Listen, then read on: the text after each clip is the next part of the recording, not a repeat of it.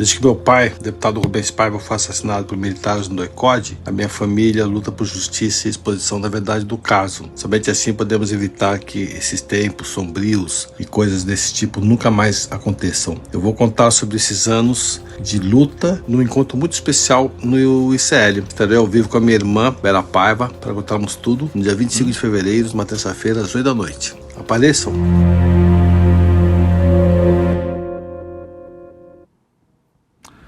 Olá, pessoal, bom dia para vocês. Dia 20 de fevereiro de 2025, 7 horas, 1 minutinho. Estamos começando agora mais uma edição do seu Desperta aqui para você sair da cama já bem informado. Então, quero dar bom dia para todo mundo que está nesse calorão aí, dormindo com o ventilador ligado, acordando de manhã ensopado de calor, né? Sorte de quem tem ar-condicionado em casa, mas o ar-condicionado está com preço pela hora da morte, então, né, não dá para ter, vai ficar para o verão do ano que vem.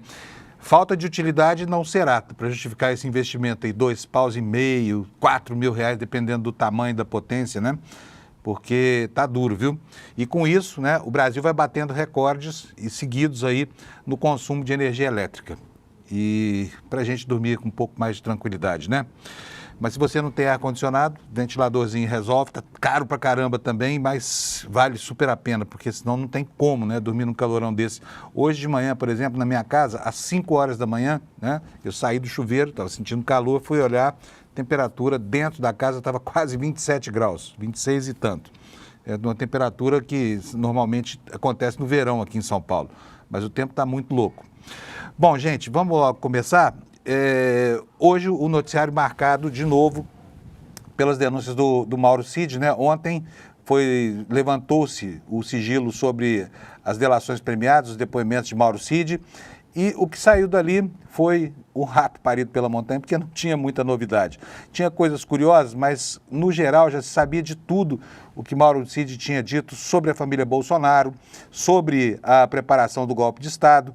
Tudo isso já era conhecido da opinião pública brasileira, porque muita coisa acabou vazando durante esse período aí que transcorreu entre os 6 depoimentos, né?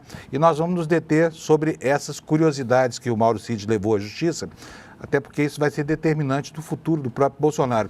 Agora, lendo atenciosamente a peça apresentada pelo Procurador-Geral da República, a impressão que a gente fica é de que, realmente, desta vez, o Ministério Público conseguiu utilizar a delação premiada do Mauro Cid, no caso, como instrumento de obtenção de prova, porque muito pouco do que foi denunciado pelo Procurador-Geral da República tem como base apenas a delação premiada. Aliás, o propósito da delação premiada nem é esse, né? Delação premiada é meio de obtenção de prova, tá?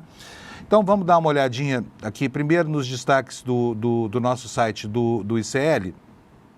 Eu vou colocar na tela para vocês aqui o ICL Notícias de hoje. Depois a gente vai percorrer os outros veículos da imprensa. Eu estou com dificuldade que meu computador está com a tecla C falhando, né? Mas está aqui na tela. Bom dia, Alex. Bom dia, Amaral. Bom dia, galera interna aqui do ICL que está me ajudando. Tudo bem? Bom dia, Alex? chat. Bom dia, Panunzio. Vamos nessa. Bom dia, bom dia. Me conta uma coisa. Você viu os jogos de ontem, Alex? Eu vi só o do São Paulo, que eu estava torcendo para eles ontem, mas eu acompanhei os melhores momentos em alguns sites sobre a Libertadores e também o Campeonato Paulista. Legal. Olha, eu ontem fui levar minha neta Fui levar, não, ela pediu para ir. Minha neta tem 12, vai fazer 13 anos, chama Manu. Manu pediu para ir ver o São Paulo jogar. Ela era corintiana, tá virando São Paulina, viu, Alex? Tá virando a casaca. Ela é trans-São Paulina. Mas então ela pediu para levar, eu fui tentar comprar os ingressos e fiquei estupefato de saber que não tem mais meia entrada em estádio. Só tinha num tipo de cadeira muito cara lá, provavelmente que é aquelas que ninguém compra, e não tinha mais. E fico me perguntando, será que o mundo do futebol aboliu o Estatuto do Idoso e o ECA? Não tem mais meia entrada no Brasil para o futebol, não? Não fui, difícil. Tá? Não fui, ela também não foi, porque eu achei caro demais. Mas vamos lá, vamos tocar. Vamos ver aqui o site do ICL. Olha, esquerda se une para pôr fim, para pedir fim da pauta da anistia no Congresso após a denúncia do PGR. Né? Foi um encontro ontem lá no Congresso, congregando um monte de lideranças do campo progressista, partidos do campo progressista, e daqui a pouquinho nós vamos detalhar isso, tá? Olha, imagina aí, você está vendo aí, Trump e Xandão, lado a lado. Imagina a ousadia deste boneco alaranjado que tomou conta do poder lá nos Estados Unidos por vontade do eleitor americano. Está processando o Alexandre de Moraes, né? Está processando sob a alegação de que há censura. O esforço desses caras para transformar o Brasil numa ditadura é algo impressionante. Imagina só se o Bolsonaro tivesse conseguido levar a efeito o seu golpe de Estado. O que não estaria falando por aqui? Porque é o cúmulo da inversão de valores, não é não? Fala sério. Sabe, a democracia brasileira é uma democracia que tem sido elogiada pelo mundo aí, inclusive o Stephen Levitsky agora, daqui a pouquinho vou mostrar para vocês uma matéria do Jamil Chad, o Stephen Levitsky, que é um dos cientistas sociais mais brilhantes do planeta da atualidade, diz que o Brasil resiste a crises institucionais muito melhor do que os Estados Unidos, né? E o Trump processando o Xandão porque está promovendo a censura no Brasil. O universo desse outro lado do mundo, da extrema-direita, realmente é um negócio torto, assim. Bom, vamos ver outros destaques aqui do site do ICL. Qual a participação das forças de segurança do DF na tentativa de golpe de Bolsonaro? Está aqui descrita toda a dinâmica do que aconteceu internamente numa Secretaria de Segurança Pública que era controlada, fazia poucos dias, por um mega bolsonarista, né? O ex-ministro da Justiça, Anderson Torres. Outro destaque, Bolsonaro deu ordem para inserir dados falsos de vacina em sistema, a gente já sabia disso, mas agora sabemos tudo o que disse Mauro Cid sobre isso. Aqui outro detalhe, olha, Bolsonaro decidiu desviar as joias para pagar uma indenização a Maria do Rosário. Quer dizer, agora ficou fácil, né, para o extremo-direita, a culpa é da esquerda. Bolsonaro roubou para pagar a Maria do Rosário. Quem diria? É isso aí, são aqui alguns dos destaques do site do ICL. E antes de continuar com o noticiário, vamos falar sobre uma coisa que está incomodando todo mundo, que é a meteorologia, né? Calorão danado, não adiantou nada, esse é um ano de Laninha, mas parece que o El Ninho e Laninha agora geram o mesmo efeito. Um anulou o outro, porque o que nós estamos vendo aqui, principalmente no Sudeste, especificamente no litoral do Rio de Janeiro, é algo aberrante, né? Esse calorão danado. Hoje começa a melhorar um pouquinho, tá? Mas como você está vendo aí no mapa do INMET, boa parte do Brasil ainda tem alertas aí para algo que decorre desse superaquecimento da atmosfera, que são as chuvas muito intensas, né? Então nós temos situação aqui de perigo, olha, em todas essas áreas alaranjadas, nessa metade sudeste aqui do estado do Amazonas, descendo por Rondônia e noroeste do Mato Grosso, depois no sudeste do Pará, no sudoeste do Pará, descendo pelo sudeste do Mato Grosso, por toda a faixa oeste do Tocantins e de Goiás, todo o estado do Mato Grosso do Sul, Triângulo Mineiro, São Paulo e metade do Paraná, com ênfase aqui para o litoral do Rio de Janeiro, né, onde também existe um alerta de chuvas mais intensas, como você está vendo aí na sua tela, né. Toda essa região aqui sujeita então a chuvas intensas e trovoadas. Vamos ver como é que fica a previsão do tempo para que a gente possa antecipar o pandemônio que vai ser hoje, né, que vão ser as temperaturas hoje. Olha, o Rio de Janeiro, previsão de máxima de 39 graus, melhora, a previsão de ontem era 42 graus, então, mas isso não significa que vai haver muito alívio não, né, porque 39 graus também é calor pra caramba, né. Vitória com 33 graus, quente pra caramba também. Curitiba com 28, Belo Horizonte com 32 de máxima, o que mais aqui? Florianópolis, 28 graus, nuvens, pancadas de chuva, trovoadas isoladas. Porto Alegre, muitas nuvens, chuva isolada, 29 graus, mas a gauchada ainda está se refrescando do calor das semanas passada e retrasada. As capitais do Nordeste aqui sempre com temperaturas aí na casa dos 30 graus, um pouquinho mais, um pouquinho menos, 30, 31, todas elas, quer dizer, um dia de ventania agradável, as pessoas pouco sentem o calor por lá. Teresina, a capital da caldeirinha brasileira, vai estar com 32 graus Celsius, né? Portanto, lá está muito melhor do que aqui no Rio de Janeiro. São Luís com 31, Macapá com 30 graus, Manaus com 31, Porto Velho com 33, Rio Branco com 30, Cuiabá, que é outra sucursal do inferno, 36 graus, as temperaturas começam a subir por lá, Campo Grande com 30 graus, são as temperaturas no Brasil. E olha, uma curiosidade para vocês, veja só, matéria no G1 de Santos, veja só o que aconteceu. É verdade que nos últimos dias a gente tem observado uma quantidade incrível, né, de raios e relâmpagos e trovões na atmosfera em São Paulo e nessa região mais próxima ao litoral aqui, Por quê? Porque nessa área de fronteira tem duas serras, tem a Serra do Mar e depois tem a Serra da Mantiqueira, aqui nas proximidades de São Paulo. Isso faz com que o ar úmido que vem do litoral seja obrigado a subir a serra, ele encontra ar mais frio em cima e condensa e cai a chuvarada toda que a gente está acostumado, né? Mas a quantidade de raios dos últimos tempos tem sido absurda. E aí o G1 de Santos fez uma matéria, foi até o Instituto Nacional de Meteorologia e contou aí, olha, tempestade elétrica no litoral de São Paulo, mais de 10 mil raios em pouquíssimas horas. A Baixada Santista registrou 10.116 raios em um único dia. Especialista alega que a região tem a maior incidência de descargas elétricas da costa brasileira, junto com o litoral norte de São Paulo. Então, o pessoal aí, que estiver circulando na hora da chuva pelo litoral, bota um chapéu com para-raio na cabeça, tá bom?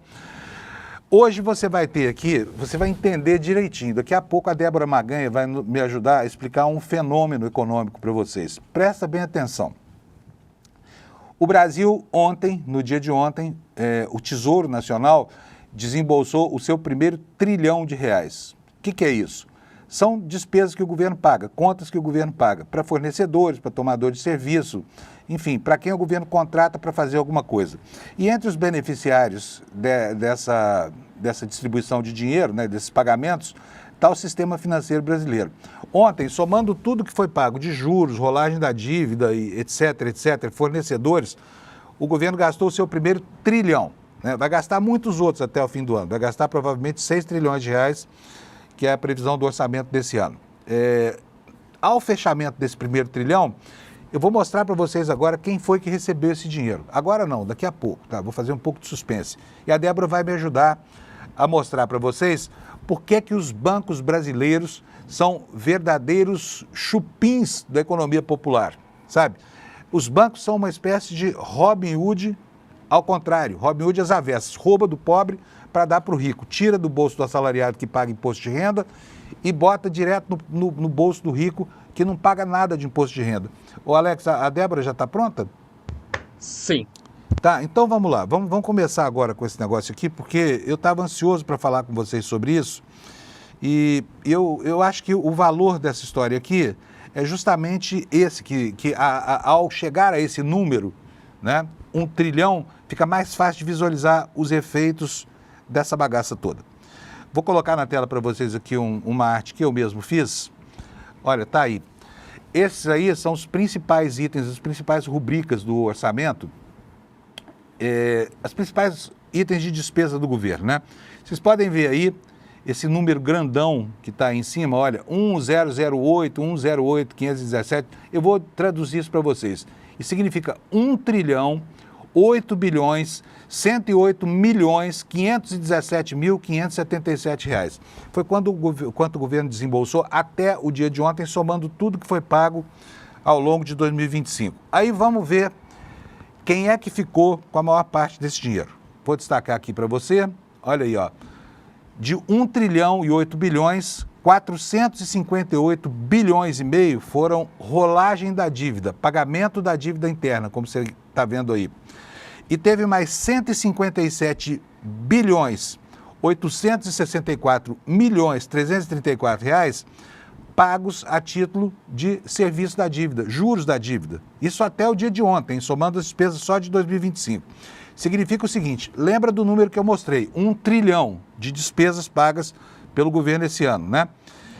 Isso tudo que os bancos receberam, os bancos e os rentistas, soma 616 bilhões, aí está milhões, mas está errado, tá? É bilhões, eu errei aí, é bi, onde você lê mi, lê esse bi. 616 bilhões e 400 milhões foram parar no bolso dos banqueiros desse país aqui, ou seja, quase 2/3, tá? Quanto isso representa do total do orçamento? Representa 61,1%. Ou seja, de tudo que você pagou de imposto até aqui, e que o governo já empenhou e já gastou, 60%, quase 2/3, tá? foram parar no bolso de quem compra títulos da dívida pública brasileira. Isso é um completo escalado, porque pensa bem, quem é que paga imposto nesse país? Quem paga imposto nesse país é o trabalhador assalariado. A gente está vendo a luta do governo para isentar pessoas que ganham até R$ 5.000 por mês, que hoje em dia no Brasil não dão para nada mais. É classe média baixa, uma família que tem uma renda de R$ 5.000, o trabalhador que paga R$ 5.000 está lá no topo da tabela do imposto de renda, ele vai pagar, vai deixar aí uma mordida, sei lá, na média de 20%, mas olha, de cada mês trabalhado por você, que paga imposto de renda retido na fonte, uma semana e alguns dias você trabalha para pagar os impostos para o governo. Sabe quanto é que o dono do Itaú paga para o governo de imposto de renda na pessoa física? Ele não paga nada, porque dividendos não pagam imposto no Brasil. Então, como é que é isso aí? O governo arrecada o dinheiro dos impostos, aí ele vai separar uma parte que vai pagar os serviços e a rolagem da dívida e uma outra parte que vai custear as despesas fixas do orçamento brasileiro. Pagamento de professor, pagamento de remédio, construção de rodovia, de usina de energia e tudo mais. Mas é só uma fração desse dinheiro todo que ele arrecada do seu bolso que vai para isso, porque a maior parte vai para a boca de quem já está saciado, né, de tanta grana que são os banqueiros desse país. Eu achei isso aqui um absurdo, sabe? Eu queria muito conhecer a opinião de vocês. E existe uma coisa, uma regra que está inscrita na Constituição chamada regra de ouro, que impede o governo de gastar mais com investimentos do que com pagamento da dívida, rolagem, inversões e aplicações financeiras. Significa o seguinte, que antes de mais nada, o governo protege os rentistas. Depois ele vai cuidar com o que sobrou dos interesses da população. E é bem pouco que sobra pouco mais de 1/3 para ele gastar com isso. E a regra de ouro diz que o governo não pode se endividar para pagar despesas correntes, ou seja, não pode se endividar, não pode lançar título da dívida para pagar o salário do professor se eventualmente o dinheiro acabar. Se acabar o do salário do professor, o professor fica sem receber, mas o do banqueiro não pode, entendeu? E aí, numa escala de valores, a gente vê, tudo bem, um país capitalista, protege o capitalista, mas precisava proteger a esse ponto. Eu pedi ajuda para a Débora Maganha, para entender esse processo aí, de Robin Hood às avessas, que aliás é uma expressão que o Eduardo Moreira usa muito. E Alex, põe a Débora no quadro para mim, fazendo favor. Oi, Débora, bom dia. Eu não estou te ouvindo, Débora. Vou mudar aqui. Ah, sim, agora estou te ouvindo. Tudo bem, Débora? Tudo bom, e com você? Tudo bom. Bonito esses troféus de best aí nas suas costas, hein? Algum desses é o desse ano? Pois aí? é. Acho que deve ser, né? Ô, Débora. Olha, são do ano passado, porque os desse ano estão aqui. Tá aí. Ô, Débora, me conta uma coisa. É isso mesmo? Quer dizer, o Estado brasileiro atua como um Robin Hood às avessas, vai lá no bolso do pobre coitado que trabalha e paga imposto na fonte para dar o dinheiro para o banqueiro que não paga nada? É assim que funciona? A gente tem que separar só, eu acho que esse é um ponto bem importante, né, para a gente entender como funciona, porque aqui a gente está pegando dados de orçamento, né, de execução orçamentária, de empenho orçamentário. Então, é bem importante que a gente divida, né, o orçamento, até para não fazer confusão, não ter ali, né, uma ideia de que está saindo dinheiro de uma possibilidade para ir para outra. Porque quando a gente fala de orçamento, na verdade, de orçamento de governo, orçamento público, a gente basicamente está falando de onde vem um dinheiro e para onde ele vai, né? O orçamento ele funciona dessa forma, os empenhos, aí depois ele é executado e pago no final. Tem todas as etapas também para que o dinheiro seja pago de fato, né? Então a gente tem que entender, né, que o orçamento ele também não é uma coisa única. Tem duas formas principais aí de olhar essas contas. O orçamento primário, que a gente olha só as despesas e receitas ligadas ao funcionamento do país. Então, a gente está falando aí, de fato, de saúde, educação, infraestrutura, programas sociais. E esse é o orçamento primário. Ele é tipo uma fotografia das contas do governo, mas sem considerar esses encargos de dívida que a gente está falando aqui. O outro lado do orçamento seria, a gente pode chamar de orçamento total, só para ficar aqui mais didático, que também inclui os custos da dívida pública. E essa diferença é importante da gente entender, porque a gente consegue entender também qual o impacto do endividamento nessas finanças. Quando a gente separa, a gente consegue ver de uma forma mais ampla também.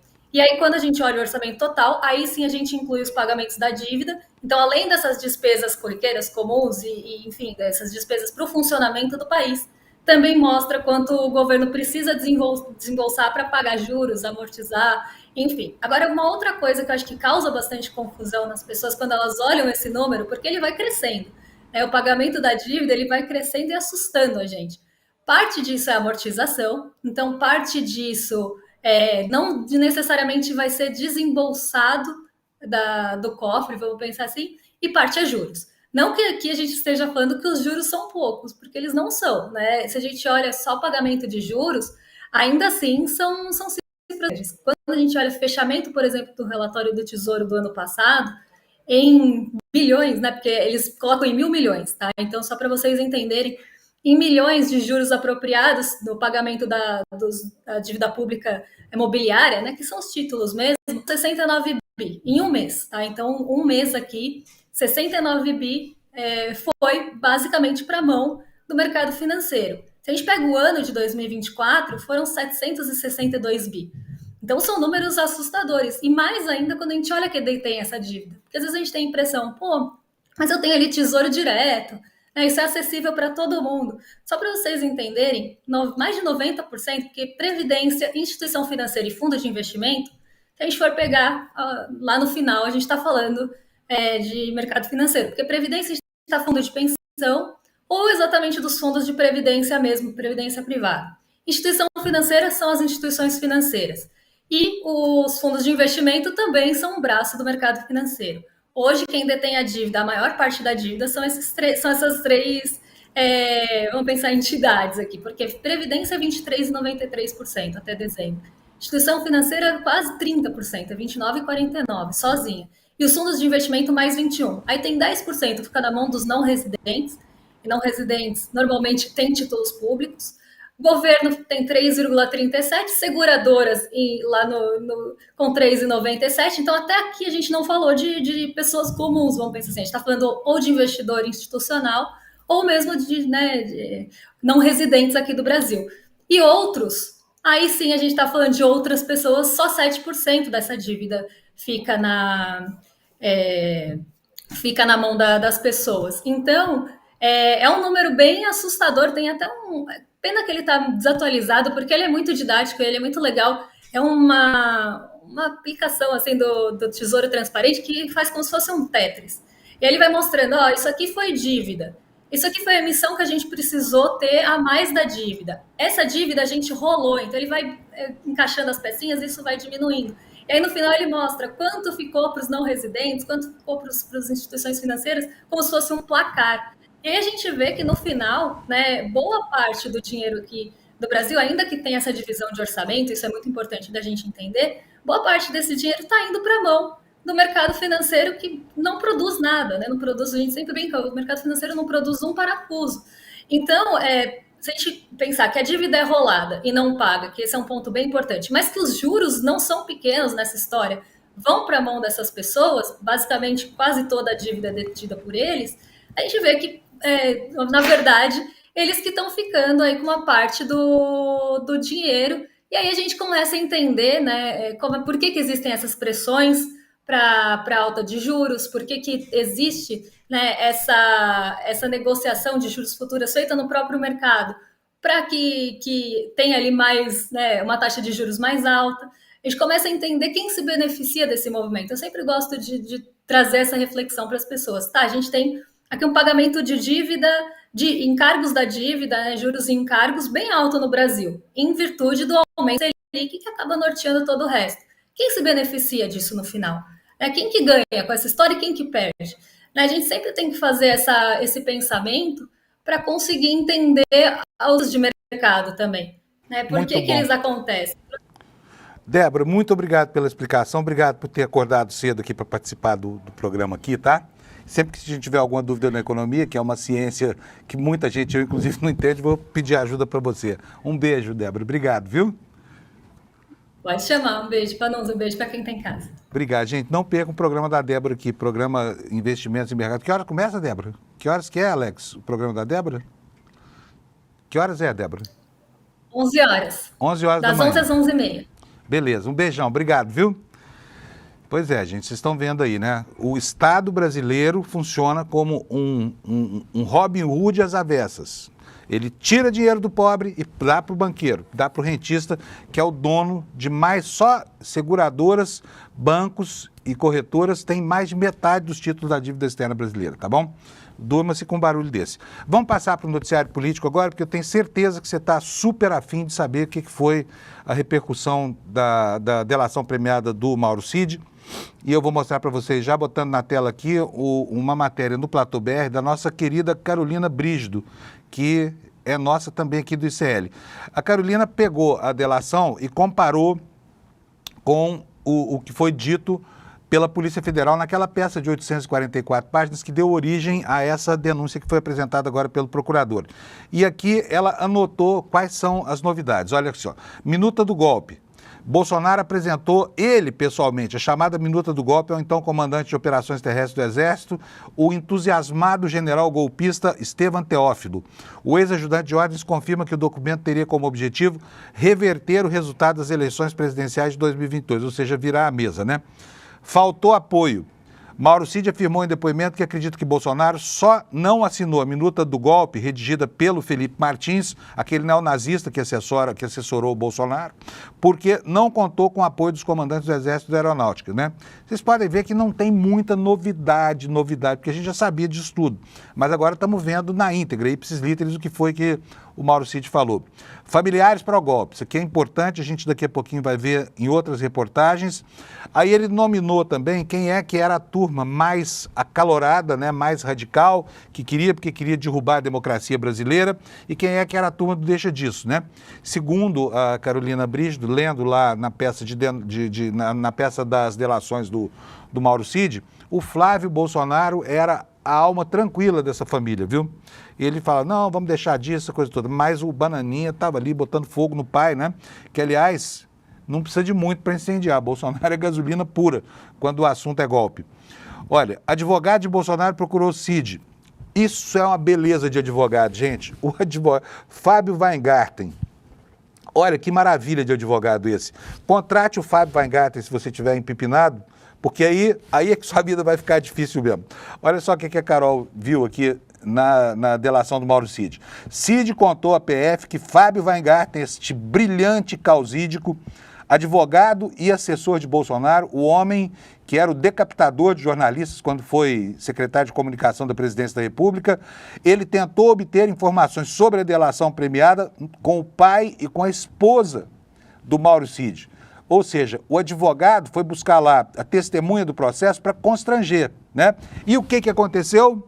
Brilhante! Fábio Weingarten, ó, maravilha de advogado. Por esse mesmo motivo, o general Braga Neto, ex-ministro e candidato a vice-presidente na chapa de Bolsonaro em 2022, foi preso em dezembro passado e está no Chilindró até hoje. Quer dizer, obra deste brilhante advogado, Enfim, não vou nem falar aqui, porque é um elogio tão sincero da minha parte que eu até vou me poupar de fazê-lo, tá? Sobre o cartão de vacina, ele afirmou que recebeu ordem expressa de Bolsonaro para falsificar os cartões de vacina contra a Covid dele e da filha. E teria entregue o documento adulterado impresso pessoalmente ao chefe. Segundo Mauro Cid, o objetivo era ter o cartão falso por uma necessidade qualquer. Tomar vacina o Bolsonaro não queria, né? Mas queria o certificado, porque no mundo dele as coisas são assim, importa mais a aparência, mesmo que seja uma aparência torta, né, uma aparência conquistada mediante uma fraude do sistema do SUS, do que tomar mesmo, proteger a vacina. Agora, o cara que não vacina a filha também, pelo amor de Deus, né, fala sério, expondo a filha a esse vírus, sabe? Tanta gente que morreu, 711 mil pessoas, esse cara teve a pachorra de não permitir que a própria filha se imunizasse. Fala sério, isso é que é um pai, hein, gente? É um pai tão bom quanto bom é o Fábio Weingarten, o advogado dele. Aquele advogado que, se você procura, acaba preso. Sobre as joias sauditas, aquelas joias que o Bolsonaro garfou do acervo da Presidência da República. Mauro Cid contou da delação premiada que repassou 86 mil dólares em espécie parceladamente a Bolsonaro. Por quê? Porque esse dinheiro não podia aparecer no sistema bancário de uma vez. Então, o mesmo esquema que o Flávio Bolsonaro usou nas rachadinhas dele, o Mauro Cid usou para alimentar seu Jair Bolsonaro com dinheiro do roubo, porque isso é roubo, ele roubou essas joias do acervo da Presidência da República. Com relação aos ataques ao Supremo Tribunal Federal, segundo a delação, Bolsonaro encaminhava diretamente ataques a ministros em mensagem, ou seja, ele tinha lá o gabinete do mal, né? Só que ele é que era o chefe. Ele mesmo postava coisas e também está esclarecido pelo Mauro Cid que o Bolsonaro tomava conta em pessoa da conta do Facebook. E o Carluxo, com aquela gramática que lhe é peculiar, cuidava da conta do Facebook. E o Carluxo escolhia o que ia do pai, que ia para o Instagram e para as outras redes, para os aplicativos de mensagens. Era ele quem fazia isso, né? E aí está aqui a Carol dizendo aqui, o Cid sabia, afirmou que o vereador Carlos Bolsonaro controlava as redes sociais, Bolsonaro manuseava o próprio celular. Outra investigação contra o ex-presidente sobre ataque aos ministros do Supremo tramita lá no Supremo Tribunal Federal. Sobre a venda de joias, o que foi que a delação do Cid acrescentou às apurações em curso? Vamos ver aqui nessa matéria do G1. O G1 está dizendo o seguinte, na delação premiada, Mauro Cid, o ex-ajudante de ordens de Jair Bolsonaro, fez revelações sobre a trama golpista, né? E conversa que teve com o ex-chefe sobre a venda das joias e diz que o dinheiro para o golpe circulava até em caixas de vinho, que a gente sabe que o Braga Neto deu para os Kids Pretos R$100 mil em dinheiro para custear operações como compra de celulares, locação de carro, pagamento de despesas de hotéis, entregou tudo numa caixa de vinho, né? Dinheiro obtido, segundo o Mauro Cid, com o pessoal do agro, ou seja, fazendeiros. Bom, vamos caminhar aqui com esse negócio. Existiam vários grupos, como eu falei agora há pouco, né? Eles foram detalhados pelo delator nas suas conversas com o Ministério Público e com a Polícia Federal. E esses grupos se dividiam de acordo com a ferocidade, de acordo com o ímpeto golpista que dominava cada círculo desses, no centro dos quais estava lá o Jair Bolsonaro. E aqui nós temos na tela agora, o Alex vai colocar para a gente, uma matéria no site do UOL falando sobre o que disse e revelou nas delações sobre Michele Bolsonaro, aquela senhora faceira, né, tão religiosa, que aparece por aí fazendo pregações, enfim, exaltando as suas virtudes religiosas e demonizando os seitos afros e tudo mais, né, e os adversários do marido e da família. Enfim, o UOL diz o seguinte, olha, o fim do sigilo da delação premiada do Mauro Cid revelou informações sobre como os filhos e a esposa de Jair Bolsonaro teriam participado do plano de golpe de Estado. E aqui é importante isso, por quê?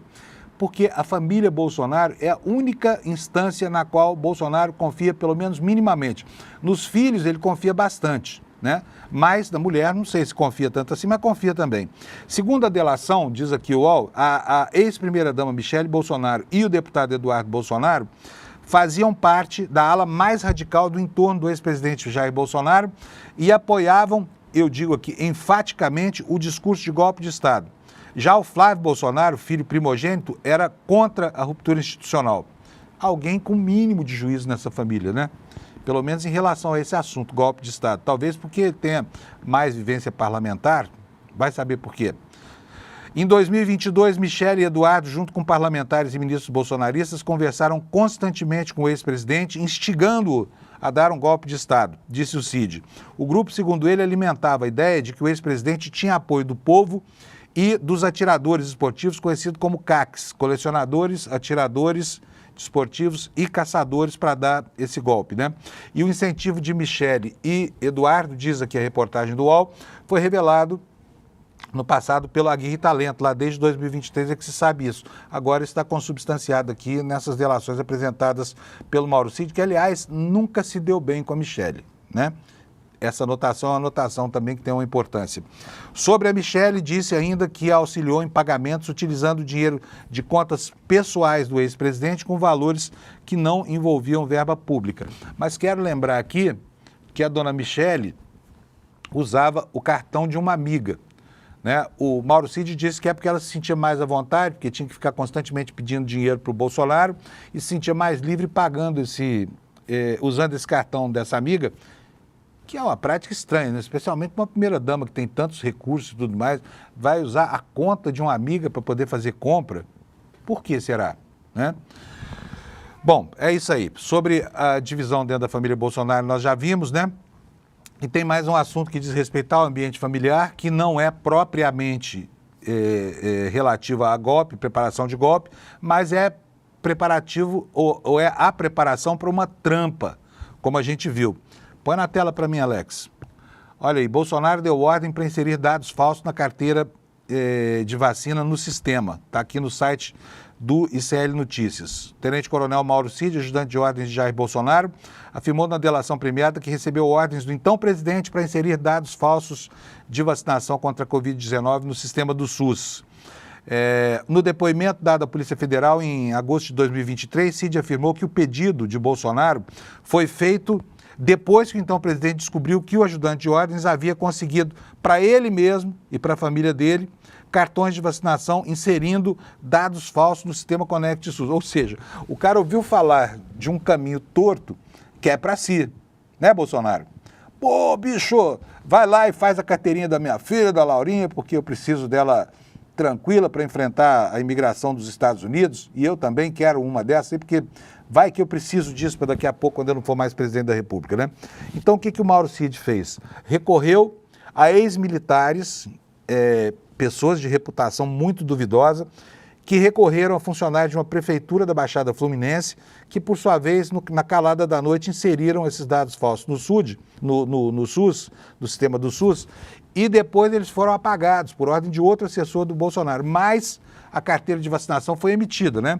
E aí o Bolsonaro está dizendo que ele não teve nada com isso, que nunca mandou. Queria saber em proveito de quem essa fraude se justificaria, se não do próprio Bolsonaro. Difícil, né? Mas nessa denúncia que foi feita agora pela PGR, não consta lá nada relativo a esse caso, que é outro inquérito que corre lá no Supremo Tribunal Federal. Sobre as joias que Bolsonaro surrupiou do acervo da presidência da República. O que foi que o Mauro Cid disse? Já sabíamos também disso tudo, mas sempre bom relembrar, está aí na tela. Mauro Cid e o pai repassaram $86 mil a Bolsonaro, decorrentes de quê? Da venda de joias e relógios. Isso é o que a gente sabe até agora, porque o Mauro Cid, ele é um sujeito que só dá informação quando ela já está praticamente integralmente descoberta. Foi assim que ele se comportou ao longo dos 6 depoimentos que prestou para a Polícia Federal. O que é essas imagens aqui do lado? É isso aqui? Tirei, pronto. Bom, beleza, vamos lá. A delação do tenente Mauro Cid indica que o ex-ajudante de ordem e seu pai, general Lorena Cid, repassaram 86 mil, isso ao câmbio de hoje dá R$489 mil, a Bolsonaro entre 2022 e 2023, depois da venda de kits de joias e relógios recebidos pelo ex-presidente como presentes dados a ele enquanto representante do Estado brasileiro. Presentes dados ao Estado brasileiro. Porque pensa bem, já falamos isso aqui muitas vezes, os advogados que entrevistamos já explicaram isso. Toda vez que um chefe de Estado presenteia outro, esse presente é um presente institucional. Não é para aquele chefe de Estado se apropriar daquilo. Porque, vamos inverter o processo, quando o Bolsonaro, eventualmente, dá um presente para algum chefe de Estado, ele tira do bolso dele? Não, né? Quem paga é o contribuinte brasileiro. Então, quando um presente chega de fora para cá, o destino deve ser o mesmo, deve integrar o acervo da União, não é verdade? Olha, mas segundo Mauro Cid, aqui na matéria do G1, os relógios Rolex e Patek Philippe, duas dessas joias, né, que foram vendidas por eles, foram vendidos por $68 mil. O kit de joias Chopard, aquele kit de ouro cor-de-rosa, foi vendido por $18 mil, por R$18 mil. As duas vendas foram feitas nos Estados Unidos em 2022.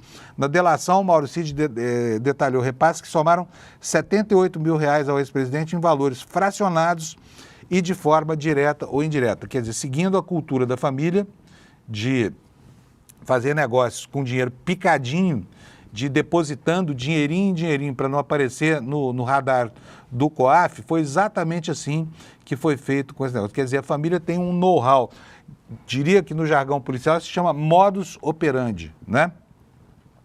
Agora a denúncia mal foi apresentada e a gente está aqui às voltas com a questão do prazo. Quando é que isso tudo começa a surtir efeito? Quando é que nós vamos ver um julgamento?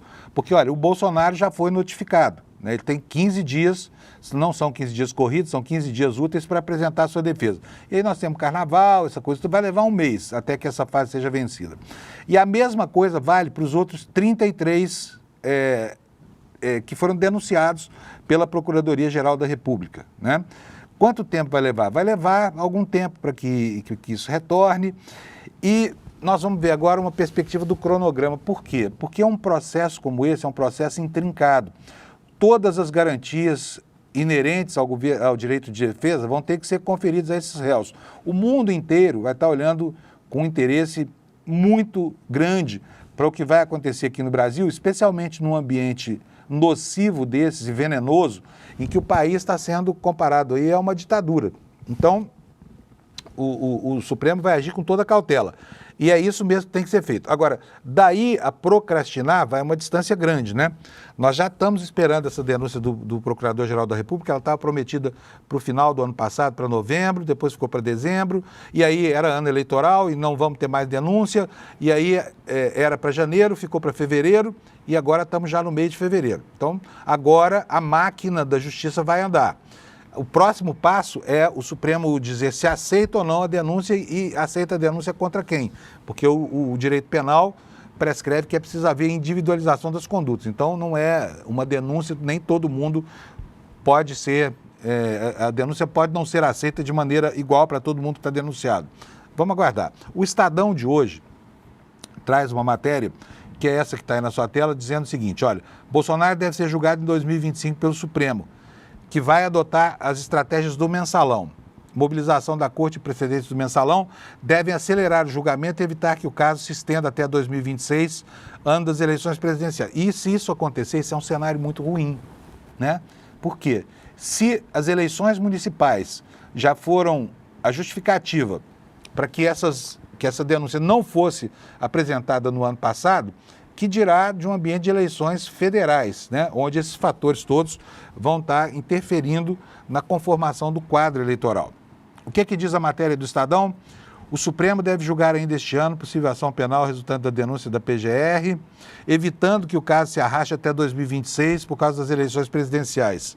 Embora fatores possam influenciar o tempo de tramitação, a expectativa é de que a mobilização da própria Corte e os precedentes do mensalão, como a possibilidade de testemunhas serem ouvidas por juízes federais, acelerem o andamento do processo de julgamento.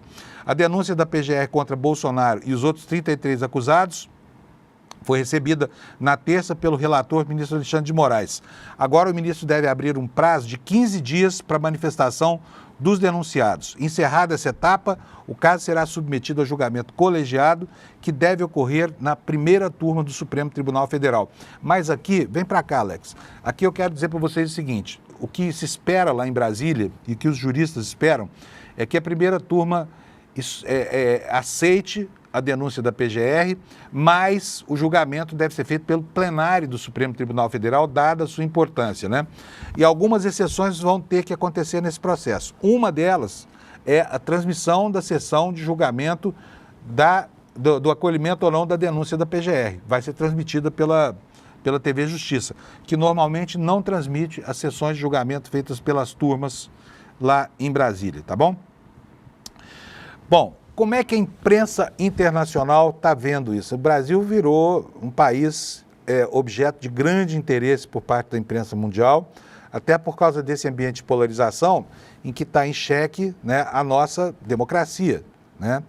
A flor do nosso pântano institucional, que é a nossa democracia, está sendo colocada em questão aí por essa extrema-direita, que nunca prezou democracia nenhuma, e agora a imprensa internacional está aí de olho no que acontece no Brasil.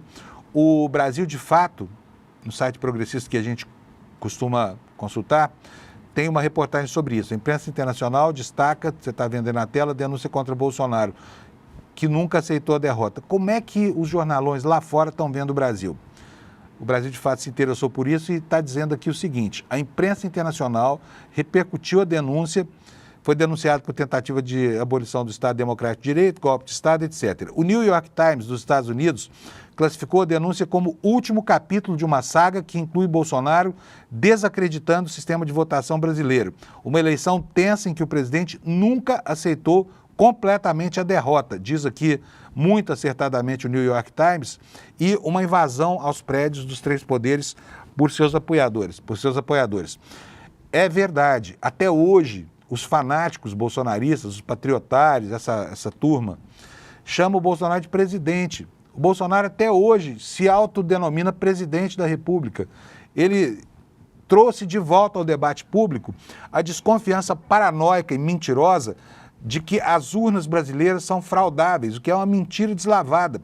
O exército dele, comprometido com a sua cláusula golpista, checou as urnas, não achou nada, né? Então, assim, Bolsonaro continua espalhando aos quatro ventos e agora emulsificando isso tudo com esse blá blá blá horroroso aí de que a USAID, que é aquele fundo americano para programas humanitários, financiou o golpe no Brasil. Olha só que estupidez. Por quê? Porque a USAID eventualmente apoiou algumas entidades que fazem fact-check, ou seja, a checagem de informações. E a direita brasileira, é preciso sempre lembrar isso, a direita brasileira é avessa à verdade. O mundo deles é diferente, a terra é plana, sabe? Nibiru está aqui cheio de gente ao lado, na órbita do Sol, porque sem esse ingrediente da mentira, eles não se sustentam. Agora, é engraçado, e eu acho que você já percebeu isso, né, que eles tendo sequestrado o discurso... O que aconteceu, Alex? O que aconteceu aí? O que aconteceu que entrou esse slide no ar? Não. Tem um slide aqui do ICL Notícias 1. E não sei se isso é só para mim ou não. Aqui tá tudo ok. Tá tudo ok aí? Bom, estou vendo Isso. aqui no meu monitor aqui, então, um slide aqui do N1, mas eu vou tocar aqui sem o retorno de vídeo, tá? Espero que vocês estejam vendo direitinho aí. Vou pedir para o Alex botar no ar a próxima notícia, que decorre desse ambiente conturbado e dessa inversão de valores lá da Terra plana, né, do mundo da extrema-direita. Olha, ontem, né, depois da denúncia do PGR, o Donald Trump processou Alexandre de Moraes. Pode isso? Alguém lá de fora processar um juiz no Brasil, um ministro da Suprema Corte lá nos Estados Unidos, chamam de Justice Xandão, processado pelo Trump. Eu vou ler a notícia no site. Agora sim, voltou aqui a imagem para mim. A Trump Mídia e Tecnologia, empresa de mídia do presidente dos Estados Unidos, processou o ministro Alexandre de Moraes do Supremo nesta quarta-feira com a acusação de censurar ilegalmente vozes da direita nas redes sociais. A informação foi publicada no Times pelo jornalista Jack Nickas. O grupo de mídia é majoritariamente de propriedade de Trump e administra o site Truth Social, a rede social do Alaranjado. O processo foi iniciado no Tribunal Federal dos Estados Unidos em Tampa, na Flórida. Figura como autor o Rumble, uma plataforma de vídeo sediada na Flórida que, como Truth Social, se apresenta como um lar para a liberdade de expressão. Elas todas ligadas à extrema-direita trumpista, né? O objetivo do presidente norte-americano é pressionar Moraes no momento em que ele estará avaliando, junto com outros ministros, o destino de um aliado da direita que, como ele, foi indiciado por acusações de que tentou reverter a sua derrota eleitoral. Bolsonaro havia explicitamente pedido a Trump para tomar medidas contra Moraes em uma entrevista ao The New York Times no mês passado. Na época, não estava claro como o presidente norte-americano poderia influenciar a política no Brasil. Mas eu pergunto para vocês, mas é só isso, gente? É só isso que o Trump vai fazer pelo Bolsonaro? Mas eles não eram tão amigos, chegados, né? Praticamente BFF, Best Friends Forever, os melhores amigos para sempre. E se fosse só isso, essa pantomima, tudo bem que é meio caro litigar lá nos Estados Unidos, esse processo não vai dar em nada. Mas é só isso? Não vai mandar a sexta frota para cá? Não vai invadir Brasília com os Marines? Não vai acontecer nada? Vão tomar o Lago Paranoá de assalto? Mas é o que a extrema-direita brasileira, que não conhece o que é o conceito de soberania, acha que vai acontecer. Que o Alexandre de Moraes, de repente, vai ser bombardeado pela aviação norte-americana. Já pensaram?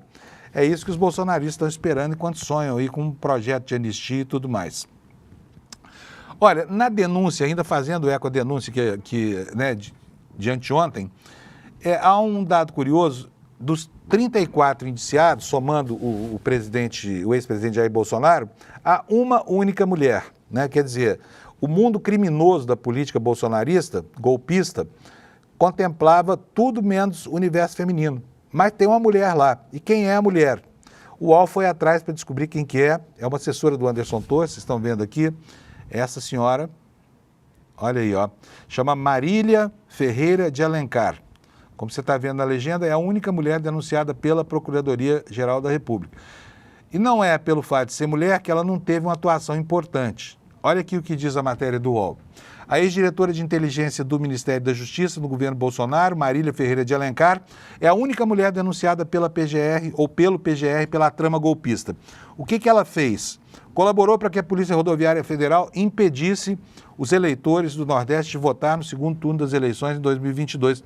Tem até algumas comunicações muito expressivas, né? Entre ela, por exemplo, ela pede, logo depois do primeiro turno, dados da Justiça Eleitoral, dados das urnas, né, dos lugares onde o Lula tinha sido melhor, para orientar essas ações, essas blitz da Polícia Rodoviária Federal, que são blitz antidemocráticas, para impedir que o eleitor do Lula chegasse até a urna. A gente viu isso com muita ênfase acontecendo no Nordeste, mas aconteceu também no Sudeste, por exemplo, em cidades da Baixada Fluminense, onde o Lula foi muito bem votado, né?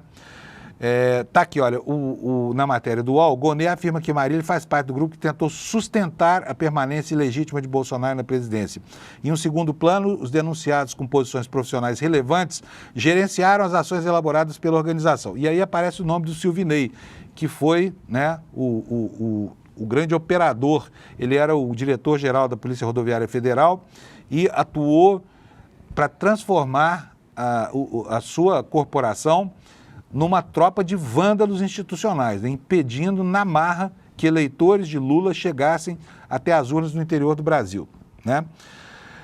A Marília integrava o grupo que compartilhava informações sobre coleta de dados. Entre os arquivos havia planilhas que mostravam onde estava a maior concentração de eleitores do Lula e também de Bolsonaro.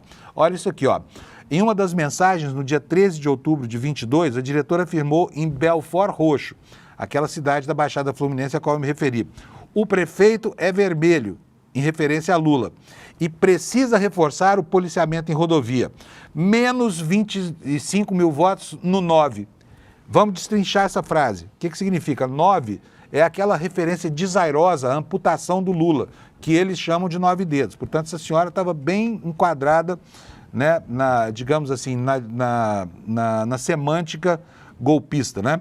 Também manifestou preocupações com cidades do Sul, onde Lula havia tido mais votos. Nas conversas, Marília cita que em Pelotas, 52-36 para o Lula, além de Porto Alegre, onde tinha sido 49-39. Então está aqui caracterizado o cerco dessa senhora ao Lula, né? Aos eleitores do Lula, para tentar reverter o resultado de uma eleição.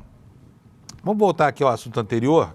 Eu estava falando aqui sobre essa história do Trump processar o Xandão e o Estadão foi buscar as consequências que isso pode ter. Vamos ver? Põe na tela para mim, Alex, por favor. O que pode acontecer com Moraes ao virar alvo da Justiça dos Estados Unidos? Para especialistas em direito internacional ouvidos pelo Estadão, o processo é estranho às regras usuais do direito entre nações, o que na prática pode inviabilizar a tramitação desse processo. Ou seja, estão só fazendo espuma usando o aparato judicial americano, né, para criar fato político. Ainda que a ação seja levada adiante, a sua conclusão jurídica pode ser nula, ou seja, pode não ter efeito prático nenhum. Por outro lado, na esfera simbólica, a ação contra o magistrado brasileiro provoca desdobramentos desde já. E quais são esses desdobramentos? As autoras da ação querem que Moraes seja processado enquanto pessoa física. O objetivo é manter o processo na alçada do direito internacional privado, evitando a tipificação do caso na esfera pública. Uma ação de teor público poderia colocar a jurisdição dos Estados Unidos contra a brasileira, de encontro à do Brasil, descambando em um ruído diplomático. Já imaginaram? Se alguém descontente com uma sentença da Suprema Corte americana resolve processar os justices lá nos Estados Unidos, e aí a gente vai dizer que a ação do cara foi legal de acordo com a nossa legislação aqui no Brasil. Só faltava. Gente, isso aqui é tudo espuma, tá? Não tem nenhuma consequência, não vai ter nenhuma consequência por isso. Bom, vamos ampliar um pouquinho mais o escopo aqui do nosso noticiário. Quero ler para vocês aqui uma notícia que está no site do UOL. Ontem foram instaladas as comissões lá no Senado em Brasília e, para variar, o Centrão se deu bem, né? PSD, MDB, PL, União Brasil ficaram com os principais comandos, eles que mandam mesmo no país. Vou ampliar aqui para você ler junto comigo. O Senado instalou nesta quarta as comissões permanentes e elegeu os presidentes dos colegiados. Até o momento, apenas 3 comissões não foram instaladas. A de Desenvolvimento Regional realiza a sessão hoje às 2 horas e Dorinha Seabra, do União Brasil do Tocantins, vai ser escolhida presidente desse colegiado. E as comissões de Comunicação e Direito Digital e Defesa da Democracia ainda não têm reunião marcada. Como é que ficou? Comissão de Constituição e Justiça. Isso aqui caiu, né, nas mãos de um bom parlamentar, é o Otto Alencar, embora do PSD, teve uma ação marcante lá na CPI da Covid e se tornou conhecido de todo o Brasil. Na Comissão de Assuntos Econômicos, o Renan Calheiros, que é compromissado com o presidente da República. Na de Serviços e de Infraestrutura, Marcos Rogério. Olha o perigo aí, ó. Na Comissão de Relações Exteriores e Defesa Nacional, Nelsinho Trade. Nelsinho Trade lá do PSD do Mato Grosso do Sul. Comissão de Assuntos Sociais, Marcelo Castro, do MDB do Piauí. Comissão de Agricultura, Zequinha Marinho. Comissão de Meio Ambiente, Fabiano Contarato. Esse é bacana. Comissão de Segurança Pública, Flávio Bolsonaro. Flávio Bolsonaro, precisamos lembrar aqui, né? É aquele cara que mandou dar uma comenda para o capitão Adriano na cadeia. O capitão Adriano, quem que era? Chefe do escritório do crime. Depois foi metralhado lá na Bahia, disse por aí que queima de arquivo, né? Numa ação que até hoje a polícia da Bahia não explicou direito. Um cerco que terminou com uma morte estúpida lá. Mas vamos lá, Comissão de Direitos Humanos. Gente, isso aqui realmente é de doer na gente. Olha, Damares Alves, do Republicanos do Distrito Federal, é a toda poderosa da Comissão de Direitos Humanos. Comissão de Transparência e Governança, Dr. Irã. E Comissão de Esporte, Leila Barros, do PDT do Distrito Federal. Comissão de Educação e Cultura, Tereza Leitão, uma petista lá de Pernambuco. Então é isso aí. Temos aqui a distribuição das comissões do Senado. Né? E já está acabando aqui o programa, ó. Quero falar mais um assunto em destaque antes que a gente termine aqui o noticiário. E ainda tem um recado para você. Então está aqui o destaque no site do ICL. Esquerda se une para pedir fim da pauta da anistia no Congresso. Vocês podem ver aqui, ó, a reunião dos parlamentares de esquerda, Jandira, Lindbergh, Pastor Henrique, enfim, todo mundo aí, ó, todo mundo com a plaquinha sem anistia na mão. A denúncia do PGR contra Jair Bolsonaro incendiou ainda mais a tradicional disputa entre parlamentares de direita e integrantes progressistas da Câmara dos Deputados. Ao longo da quarta, os 2 grupos se revezaram entre coletivas e protestos dentro e fora do plenário da Câmara. Partidos alinhados à esquerda engrossaram o coro para que a proposta de anistia aos golpistas do 8 de janeiro seja deixada de lado. O grupo entende que o comprometimento de Bolsonaro com a trama golpista, agora formalizado em documento judicial, enterra o PL 2858 de 2022, que prevê a anistia personalíssima para o Bolsonaro, mas, por decorrência, também aqueles todos que se engajaram nos protestos do dia... entre o dia 30 de outubro de 2022 até o 8 de janeiro, tá? Olha, antes de encerrar, quero dizer para você, não se esquecer, você já deve saber que nós vamos ter aqui no dia 25 um belo de um esquenta para o Oscar, está aqui na tela. Nós vamos ter aqui conosco o Marcelo Paiva e a Vera Paiva, filhos do Rubens Paiva, conversando com a Juliana Dalpiva, que acaba de lançar um livro, né, decifrando o assassinato do Marcelo Rubens Paiva, e o Eduardo Moreira, que também vai estar aqui nesse evento, que vai ser uma oportunidade brilhante de entender exatamente como é que foram os meandros, como é que se deu o sofrimento, quais são as expectativas da família, tudo isso dia 25, terça-feira. E aí, se você quiser garantir a sua vaga, vai agora, aqui olha, despertaicl.com.br, deixa lá a sua inscrição, aí o ICL te avisa na hora que começar a live para você poder se conectar e interagir aqui com essa família tão brilhante que está trazendo de volta um período da nossa história que até agora estava, né, enterrado nos escombros da ditadura militar brasileira. Um trabalho muito bonito feito pela Juliana Dalpiva, levantando, né, os detalhes do desaparecimento, da tortura e da morte do ex-deputado Rubens Paiva, símbolo da repressão e da ditadura que assolou o Brasil durante mais de 2 décadas. E assim eu me despeço de vocês, desejando uma ótima quarta-feira, Espero que você não passe muito calor, se acautele durante a tarde, principalmente com relação às chuvas, e me encontre aqui amanhã às 7 da manhã de novo, tá bom? Um abração para todo mundo. Tchau! O assassinato do ex-deputado Rubens Paiva é um crime sem castigo. O Rubens Paiva foi levado de casa em janeiro de 1971, mas só em 2014 é que os militares que mataram ele foram identificados e denunciados ao Judiciário brasileiro. O Ministério Público Federal chegou a apontar 5 militares como os responsáveis pelo crime, só que eles ainda não foram julgados. O caso está no Supremo Tribunal Federal e não tem previsão de julgamento. Nos últimos 10 anos que o caso aguarda julgamento, 3 dos 5 militares acusados pelo crime já morreram. Aqui no ICL, nós vamos contar para você todos os detalhes desse crime. E para isso, a gente vai receber o Marcelo e a Vera Paiva, 2 dos filhos do ex-deputado Rubens Paiva. Esse encontro inédito e exclusivo vai acontecer no dia 25 de fevereiro, a partir das 8 horas da noite. Ele é online e não tem replay. Eu espero você lá.